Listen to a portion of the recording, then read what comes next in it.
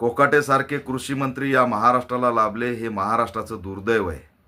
अतिशय महत्त्वाच्या अधिवेशन काळामध्ये कोकाटे जर रम्मी खेळत असतील तर त्यांना कृषी मंत्री म्हणायचं की रम्मी मंत्री म्हणायचं? तात्काळ कृषी मंत्री कोकाटेंचा राजीनामा घेतला पाहिजे आणि त्यांना असणारं रम्मी खेळण्यासाठी घरी बसवलं पाहिजे। मी राज्य सरकारला आव्हान करतोय की शेतकऱ्यांची थट्टा थांबवा। शेतकऱ्यांच्या कर्जमाफीवर तुम्ही बोलत नाहीत आणि कृषी मंत्री मात्र मोबाईलमध्ये पत्त्या खेळतोय।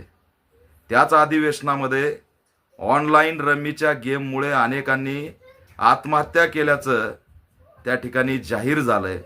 महाराष्ट्रामध्ये ऑनलाईन रम्मीमधून अनेकांचे बळी चाललेत आणि त्याला जर मंत्रीच बळ देत असेल तर आणखी काय राहिलं? अधिवेशन काळामध्ये शेतकऱ्यांवर कसलाही मुद्दा कृषी मंत्र्यांनी मांडला नाही आणि रम्मी मात्र ते खेळत राहिले। त्याच्यामुळे तात्काळ कृषी मंत्र्याचा राजीनामा घेतला पाहिजे। वाईट वाटतंय की महाराष्ट्रामध्ये गेल्या 3 महिन्यात अहवाल आहे की 700 शेतकऱ्यांनी आत्महत्या केल्यात, पण त्याचं कुणालाही काही घेणं देणं नाही। आम्ही शेतकऱ्यांची कर्जमाफी करणार नाहीत, आम्ही रम्मी खेळू, ही असणारी एक प्रकारे थट्टा आहे आणि याचा आम्ही निषेध करतो।